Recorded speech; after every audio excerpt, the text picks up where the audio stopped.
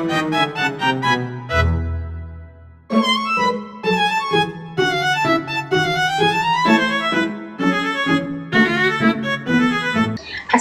warahmatullahi wabarakatuh. Perkenalkan, nama saya Inayah Sedintias dengan NIM 333240138 dari kelompok 12. Pada video kali ini, saya akan menjelaskan cara penyelesaian tugas mingguan sesi ke-1 dengan menggunakan software RStudio, Minitab, dan juga Microsoft Excel.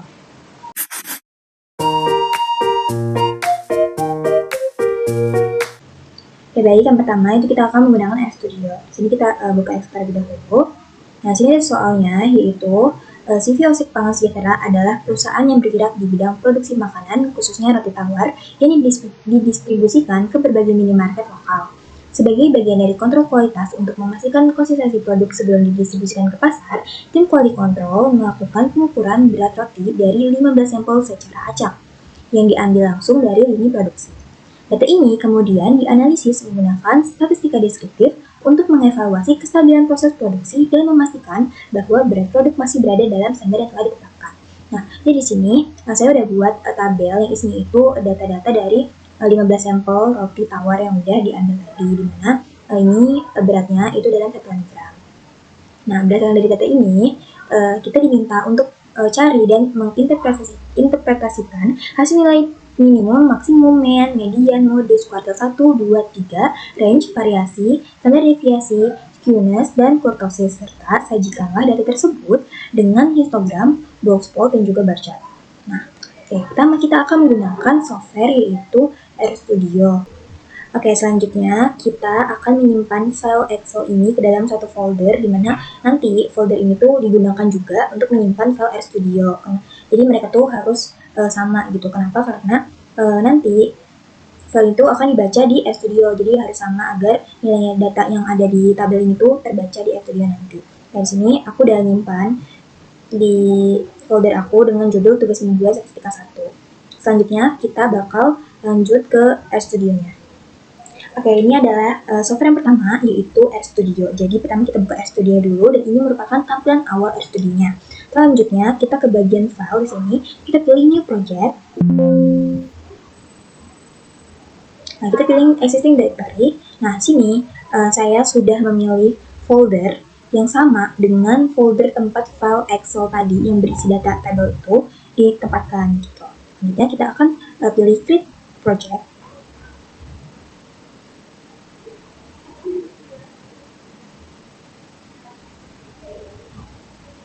Nah, selanjutnya kita akan menampilkan R-script-nya di sini. Lalu kita akan menuliskan sintaks. Di sini saya sudah menuliskan sintaksnya.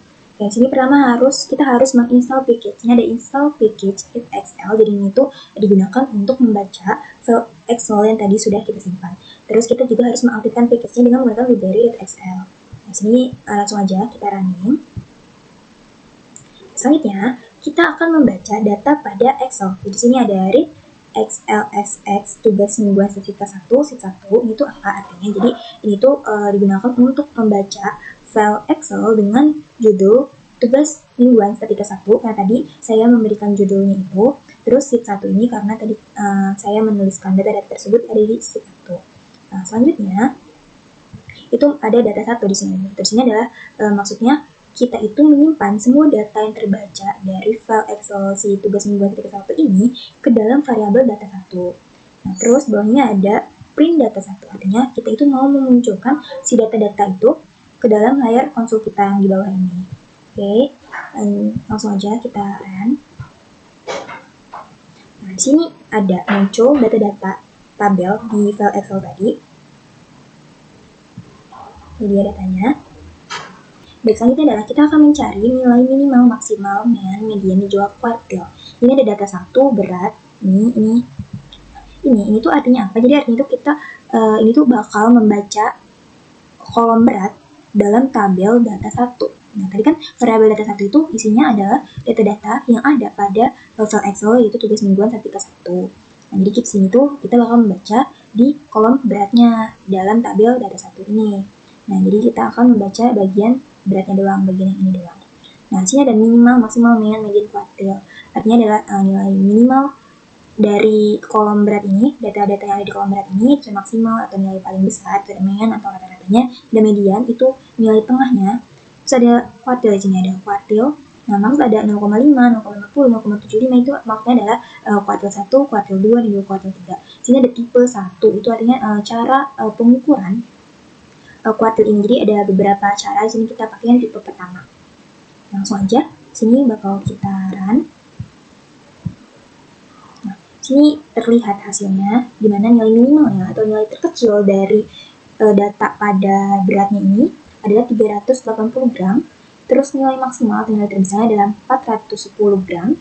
Ada mean itu adalah rata-ratanya itu ada 393,33. Lalu ada median atau nilai tengahnya. Nilai tengahnya itu ada 395 gram. Nah, sini juga ada terbaca kuartil, sini ada kuartil 1, 2, dan 3, di mana kuartil 1-nya itu 385, kuartil 2-nya itu 395, dan juga kuartil ketiganya itu adalah 400. Selanjutnya sini kita akan mencari variasinya atau ukuran penyebaran datanya. Dan juga kita akan mencari range. Range itu tadi kan jangkauan. Jangkauan di mana nilai yang paling kecil juga nilai yang paling besar. Sini langsung aja kita run. Nah, sini terlihat bahwa variasinya itu sebesar sekitar 66,66. Lalu range-nya itu tadi nilai yang paling kecil kan 380 dan nilai yang paling besar itu 410. Lalu kita akan mencari modus.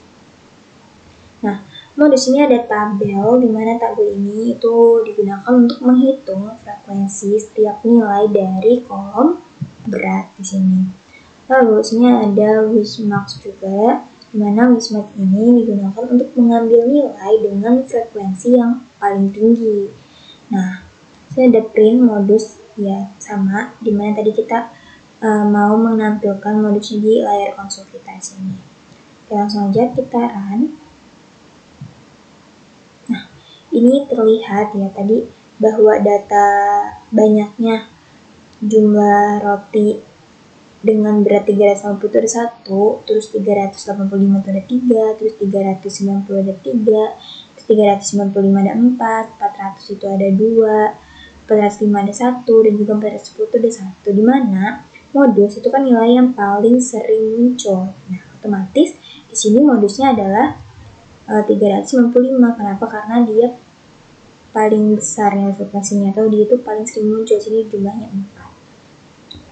Baik, selanjutnya adalah kita akan menghitung nilai skewness dan juga kurtosis. Nah, di sini kita akan menginstall package lagi dengan library E1071, di mana package ini merupakan package yang digunakan untuk menghitung skewness dan juga kurtosis. Nah, sini selanjutnya kita run. Sini juga ada data. Nah, di mana kita itu menghitung skewness dan kurtosis berdasarkan data dari kolom berat. Sini skewness itu adalah nilai kemencengan distribusi data. Misalnya ada tipe 2, artinya adalah kita menggunakan tipe 2 ini karena dia itu lebih akurat untuk data berupa bentuk sampel. Kan tadi kan data kita adalah sampel, jadi tipe 2 ini merupakan tipe yang lebih akurat untuk mengukur skewness. Begitu pula dengan si kurtosis. Nah, di mana kurtosis ini juga merupakan nilai keruncingan distribusi data. Nah, ini langsung aja kita run si skewness-nya, lalu kita run kurtosisnya. Nah, di sini terlihat hasilnya di bahwa nilai skewness-nya itu adalah 0,395, di mana nilai ini merupakan lebih besar dari 0, yang artinya dia itu distribusinya cenderung miring ke kiri. Terus ada nilai kurtosisnya itu didapat sekitar minus 0,156, di mana ini tuh nilainya kurang dari 3, ya artinya itu bahwa nanti kurvanya itu dia bakal datar atau melebar, atau disebut juga dengan platik-kurtik. Tadinya itu menunjukkan datanya itu dia lebih tersebar gitu. Oke, selanjutnya adalah kita akan membuat histogram. Jadi kita akan menggunakan sintaks hits data berat dalam gram. Artinya itu kayak buat histogram itu berdasarkan data dari kolom berat ini. Data yang ada di kolom berat. Ada main itu adalah nama untuk histogramnya. Sini ada histogram 38. So ada xlab dan ylab itu merupakan label untuk sumbu X dan sumbu Y, di mana label untuk sumbu X ini adalah berat dalam gram, dan untuk sumbu Y ini labelnya adalah frekuensi. Terus ada full, purple, dan juga bordernya nih. Warna ini itu bebas, tertera, dan langsung dipilih purple untuk warna dari histogramnya. Kita lanjut langsung aja kita run. Nah, sini terlihat bentuk dari histogramnya seperti ini, dimana tadi 380 sampai 385 itu frekuensinya 4 terus sampai selanjutnya. Baik, selanjutnya adalah kita akan membuat box plot. Nah, sebelum membuat box plot, kita harus mendefinisikan nilai kuartil. Nah, di sini ada sintaks ini. Nah, ini tuh maksudnya apa? Jadi ini maksudnya kita menghitung nilai kuartil 1, kuartil 2, kuartil 3 dari data berat ini menggunakan perhitungan tipe 1, di mana nanti hasilnya akan ditaruh ke dalam variabel Q. Selanjutnya, kita akan membuat box plotnya. Sini ada sintaks stat sama dengan matriks. Nah, untuk membuat box plot itu memerlukan 5 komponen utama atau 5 angka penting, di mana itu ada nilai minimal dari data berat ini, nilai kuartil 1, kuartil 2, kuartil 3, dan juga nilai maksimal. Nah, makanya di sini kita akan membuat sebuah matriks dengan 5 angka penting ini. Ada sintaks n sama dengan length. Nah, ini tuh digunakan untuk menghitung jumlah data penting agar box plotnya itu tahu ada berapa data yang harus diplot. Nah, terus ini main box plot ini merupakan nama dari si box plotnya nanti. Terus ada YLab, itu ada label pada sumbu Y, dimana nanti adalah berat dalam bentuk gram. Ini ada YLIM itu adalah rentang sumbu Y, itu dari nilai minimal ke nilai maksimal. Pada box fill itu nanti warna dari si box plotnya, aku pilih warna green, bordernya hitam. Oke, kalau udah langsung aja kita run. Oke, sini terlihat ya box plotnya itu seperti ini hasilnya. Terakhir adalah kita akan membuat bar plot. Nah, di sini ada names ini data sampel. Jadi kita akan menamakan setiap batang itu sesuai dengan kolom sampel. Di YLab atau label sumbu Y itu nanti adalah berat berupa gram. Terus main ini tadi nama dari bar plotnya. Terus ada XLab atau label sumbu X itu nanti sampel. Terus ada YLIM. YLIM itu kita kayak mengatur sumbu Y. Di sini aku ngaturnya 0,500. Ini call itu namanya, warnanya ini aku pilih rainbow, ada 7. Kalau udah, kita bakal running aja. Nah, ini dia hasil bar plotnya seperti ini.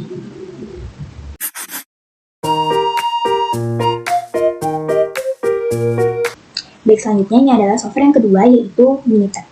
Nah, pertama yang kita harus lakukan itu adalah kita harus menyalin data dari file Excel tadi. Nah, si tabel ini kita harus salin ke si Minitabnya. Jadi ini kita blok, Ctrl C, terus kita bakal salin ke Minitab. Kalau udah, selanjutnya itu kita ke menu start di atas ini, terus kita pilih basic statistik, terus ke display descriptive statistik. Lalu ini untuk variabelnya kita pilih yang berat, ke statistik. Nah, sini kita pilih nilai apa aja yang mau kita cari. Nah, selanjutnya di sini aku mau nambahin, di sini ada kita tadi mau cari varian, juga kita mau mencari rank, terus kita mau mencari kumulatif, terus juga ada mode di sini. Jadi kita juga mau mencari Q-ness dan juga kurtosis. Nah, kalau udah kayak gini, langsung aja kita pencet OK. Nah, di sini langsung keluar hasilnya dari semua nilai yang tadi mau kita cari, mulai dari mean, terus juga kuartil 1, kuartil 2, kuartil 3, Q-ness, kurtosis, itu ada muncul semua di sini. Selanjutnya kita akan membuat histogram. Caranya itu kita ke bagian grafik, sini graph, ke histogram. Ini kita pilih yang simple. Pencet OK. Nah, untuk graph variabelnya, sini kita pilih yang berat. Terus kita pencet OK. Tunggu. Nah, di sini adalah tabel histogramnya. Ya. Nah, kalau dilihat tampilannya itu agak beda sama yang di RStudio ini. Nah, sebenarnya ini tuh bukan beda hasilnya gitu. Bukan beda karena beda data gitu. Ini tuh beda karena pengaturan default dari si software RStudio sama Minitab itu dia berbeda dalam menentukan jumlah kelas dan juga batas kelasnya. Jadi kayak kalau di RStudio ini, nah batas kelasnya itu biasanya dimulai dari nilai data minimum lalu ditambah lebar kelas. Nah kalau yang si Minitab ini dia itu biasanya titik awalnya itu digeser sedikit, misal mulai dari angka kelipatan gitu. Yang akibatnya distribusi data yang sama itu bisa aja jatuh ke batang yang berbeda, jadi makanya bentuknya itu agak beda gitu antara si RStudio dan juga si Minitab ini. Oke, lanjut kita akan membuat boxplot. Kita sama ke grab di sini, kita pilih boxplot. Nah, sini kita pilih yang 1Y yang simple, kita oke. Nah di grab variabelnya sama, kita pilih yang berat, oke. Kita klik 2 kali, oke. Nah muncul di sini si boxplotnya, sama ya hasilnya sama kayak yang di RStudio. Ini ada kuartil 1-nya 385, mediannya 395, kuartil 3-nya 400. Oke. Selanjutnya itu kita akan membuat bar chart. Sama, kita ke grab kita, lalu kita pilih bar chart sini. Nah sini di bar presence itu kita pilih ke venue from table, terus kita pilih yang simple, kita cek oke. Nah untuk di grab variabelnya ini kita pilih yang C2 ini yang berat, kita klik 2 kali. Nah di categorical variabelnya ini kita pilih yang C1 atau sampel. Nah kalau udah itu kita pencet oke. Nah di sini sudah keluar ya chartnya, bar chartnya kayak gini.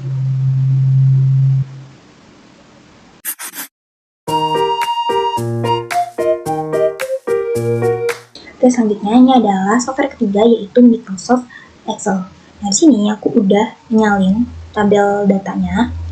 Selanjutnya kita ke menu data di sini, kita pilih data analysis. Nah sini kita pilih yang deskriptif statistik, karena di menu satu ini kita belajar tentang statistik deskriptif. Kita pilih oke. Selanjutnya di input range ini kita pilih yang ini. Terus di output range-nya itu bebas mau di mana aja. Jadi itu buat naruh tabel outputnya nanti. Sini aku mau pilih yang di D1. Terus summary statistiknya dipilih juga, jangan lupa. Terus kita pencet oke. Nah ini dia tabel hasil outputnya, dimana ini ada median atau rata-ratanya, yaitu menghasilkan sekitar 393,33. Nah ini sama hasilnya sama di dua software sebelumnya, yaitu di RStudio dan juga di Minitab. Terus ada standar error di sini itu sekitar 2,11, dimana itu menunjukkan ketelitian estimasinya itu rata-rata cukup baik. Ada median dan juga modus ini sama, yaitu 395. Ada standar deviasi ini sekitar 8,16 gram. Nah ini menandakan bahwa penyebaran data dari rata-rata itu relatif kecil, sehingga variasi antar sampel itu nggak terlalu besar. Ada sample variance atau variance dari sampel itu sekitar 66,66. Ada nilai kurtosisnya tadi minus 0,156 atau itu kurang dari 3 ya, dimana kurvanya itu bakal terlihat datar atau melebar, dimana dia itu menunjukkan kontribusinya itu cenderung flat atau datar, atau disebut juga tadi flat kurvik. So, ada skewness-nya yaitu 0,395 atau lebih dari 0, ya, dimana dia itu akan condong ke kiri.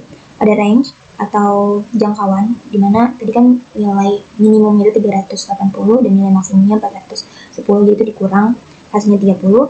Ada nilai minimumnya ini tadi 380, maksimumnya 410. Terus sum itu jumlah ya, total dari seluruh data berat sampel itu 5.900. Terus ini ada count, itu jumlah sampelnya, itu ada 15. Kayak gitu. Itu tadi penjelasan tentang penyelesaian soal tugas mingguan modul 1 shift 2 dengan menggunakan 3 software yaitu RStudio, Microsoft, dan juga Microsoft Excel. Kurang lebihnya mohon maaf. Wassalamualaikum warahmatullahi wabarakatuh.